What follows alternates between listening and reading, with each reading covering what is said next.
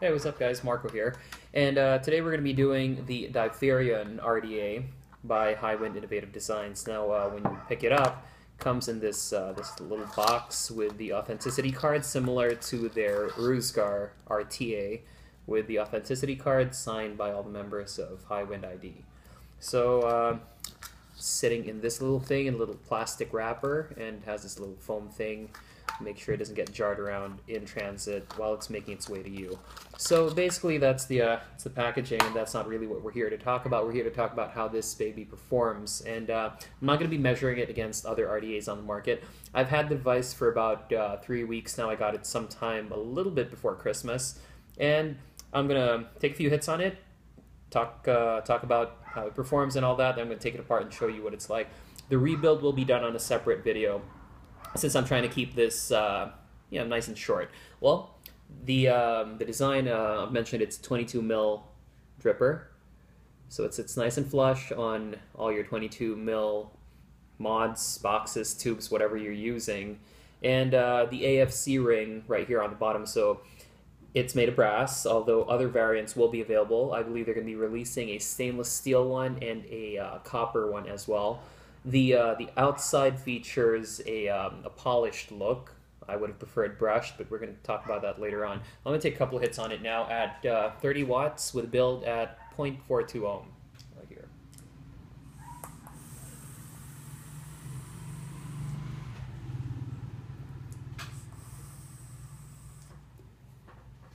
Alright, so I'm not using it to chuck clouds because the build I have in it is for flavor, but anyway, this is what it looks like under the hood.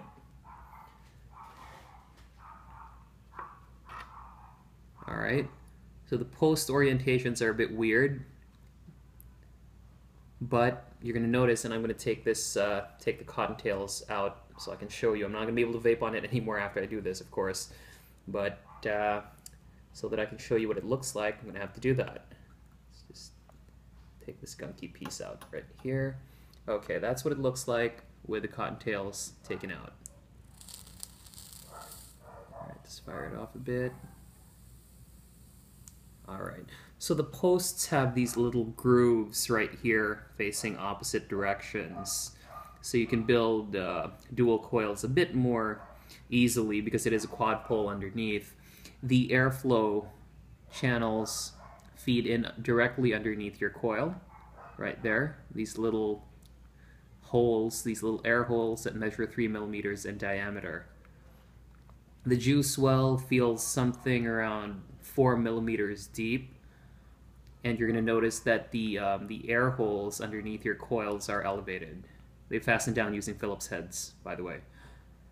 Alright, now these little tooth-like indentations here are where you stick your leads in. Then you can just trim them out after you've aligned your coils, particularly when you're building with cotton. So those little grooves in there where you stick your leads, you just tighten them down. In the rebuild video, I'm going to show you how to coil it so that you don't have a hard time popping the coils into these little holes. Now, the AFC ring on the base has three different measurements, and you have orientation for both single and dual coil.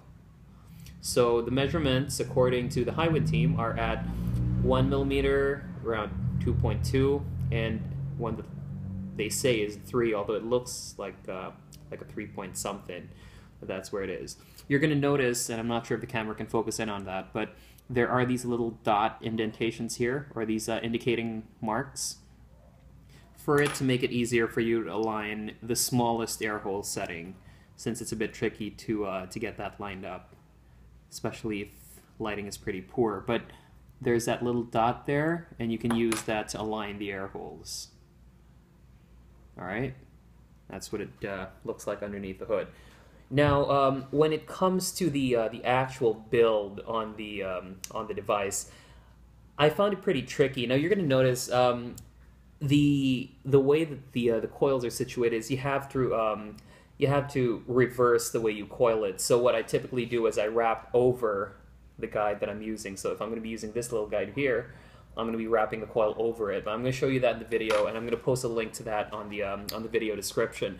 But the trickiest part is making sure that the coils don't touch the posts. You're going to want to make sure that doesn't happen because it's going to spark or it's going to short out, and we don't want that to happen because that's going to make for a really, really fucking nasty vape.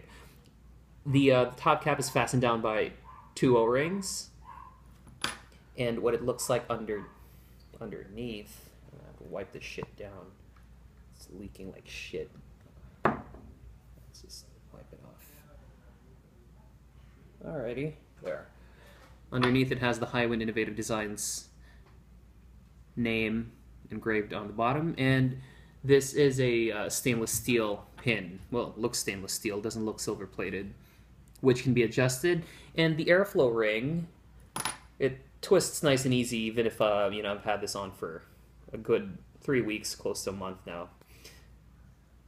So it twists nice and easy. It doesn't snap into place, so it's nothing like the Aspire that snaps into place with each setting. But you're not going to have any trouble lining them up because of the dot indicator on the base itself.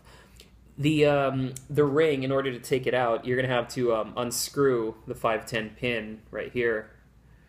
Take it all the way out. You're going to have to take the deck itself out and remove the ring. Now, for simplicity's sake, I'm not going to be doing that on camera because it's a bit of a pain in the ass to take out. And I don't want to have to put it back because I intend to use it after shooting this video.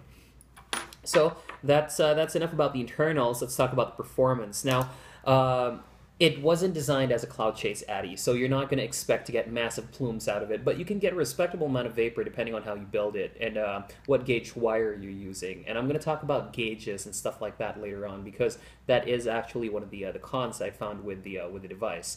Now, it offers a very good amount of flavor retention. You know, the kick you're getting, the nicotine delivery is just insane. At one point during the holidays, I had this built at 0.34 ohm, and I was firing it at 25 watts. And with 6 to 7 drops of liquid, I was getting like 21 hits out of it. But that may vary based on what type of liquid you're using. I was using something that had really, really prominent concentrate, so that might have factored into it. So I can't say with absolute certainty that that will be the case with any liquid that you're using, but that's a testament to the vapor, or to the flavor retention that you're getting out of it. And the nicotine delivery is pretty solid too. I didn't get to talk about the cap though. Let me just show you. The cap, the interior is it's got a conical design right there. So it's a bit of a concave type of cap you got there to amplify the flavor. The clearance from the cap to your coils, or the coils to your cap, depending on how you want to refer to it, is such that you're getting a very good amount of the airflow taken in through the base ring and up into your coils, and the conical design helps, you know, amplify that flavor retention, that nicotine delivery, without compromising vapor output too much. So it isn't billed as a competition atomizer. It's not billed as a cloud chase atomizer, but you can get a respectable amount of vapor out of it. The real beauty of the atomizer is that you know, it offers you flavor. And let's face it, we're not vaping just to blow clouds here. I mean, we're all after the flavor at one point or another. So if anyone's been following my videos, yeah, you know that I'm more about the flavor retention and the nicotine delivery than I am about the vapor output. The vapor output's pretty subjective. Now for the pros and cons. Now the pros, well, I've already talked about it enough. It's the flavor retention on this device. It's just absolutely insane. I quite enjoy the fact that the well is just the right depth, and I don't need to worry about it that much. Whenever I drip like 7 to 8 drops, I'm good. I mean, you can get a good 20 or more draws out of it, and I don't have to worry about that. Pro number 2 is that the design is very minimalistic. I'm a lot about the aesthetics as well, and I like the fact that it doesn't have that ostentatious design. I mean, you have the Highwind logo, and it looks nice and flush, and it looks absolutely beautiful on just about every device I own. I have nothing negative to say about the way it looks, but we're going to have to move on to the cons, and there are quite a few. Although I have to say it was worth the wait, there are still a few cons that we need to talk about. Now, con number 1 is the poles. The poles, if you're used to devices like the Immortalizer, you're not going to have any trouble building this, but if you're new to these tooth-like, serrations here where you pop the leads in, is going to be a bit tricky to build. I mean, this isn't for definitely not something I'd recommend for newbies, for first-time vapors, or anyone new to the rebuildable atomizer game. Con number 2 is that when I set it on the 2 mil air hole on the bottom, for some reason it whistles. It whistles a lot more than if I had it on 3 or on 1. So I don't know what it is with the 2 mil setting, but the wheezing I'm getting out of it is pretty annoying. If the interior had been slightly beveled, it would have killed the whistle, but that's just a minor gripe. I mean, it's pretty annoying to hear that whistling sound, but that could be just me. My biggest gripe really is the teeth, the teeth in which you pop the poles, the leads in. It's very restrictive, I gotta be honest. It's not the type of atomizer for people who want to build lower, who want really nice warm hot vape and get that nice density of vapor output. It's not something that you could use 22 gauge on for sure. The thickest I've been able to use without having to really force it in is 24 gauge. 26 gauge probably would be optimal. If you have it sitting on a regulated device like what I had earlier, the Variant, you can replicate the result as though you were vaping on a 22 gauge, a 20 gauge, 24 gauge maybe. But that might be something for the type of vapors that we have right now, because a lot of people are into using really, really thick wire now. And this sort of limits your options, although I understand, again, this was not created for vapor output. I got to call a spade and just call that out, because it would be a con for some people. It isn't really one for me, but I need to mention it as a con because not everyone's going to like that. So overall, performance-wise, I really can't say anything about flavor retention. It leaves me wanting a bit more by way of vapor output, but then again, that's me, and there are a lot of people out there who are really just after the flavor, and if you're looking for flavor, this thing definitely delivers. I know the design and the aesthetics may remind you of other atomizers on the market, and that's the beauty of the device itself. It's that it takes some concepts from already existing atomizers and it combines them into something uniquely theirs, and I like that. I like the way that they took what works with several concepts, injected their own take on it, and it really created a really cool device that I'm really having fun with. I mean, it's one of those atomizers that I would take out with me on a daily basis, especially if I were dripping. Lately I've been into tanks, but by way of drippers, this is one of the more intriguing and more fun ones, partly because of how simple it looks, but how intricately it performs, and that's really something for me. I'm not too big on the clouds. I do enjoy it from time to time, but it's not something that I would beg off on an item for if it wasn't able to produce like huge ass clouds. Overall, the performance on this is more for the flavor chasers and for those who are looking for that nice thump in the back of their throat, that really solid nicotine delivery. So, is it something I would recommend for just anyone? No. This is for probably advanced, intermediate to advanced vapors. It's for people who are more familiar with building, who don't mind having to take it apart.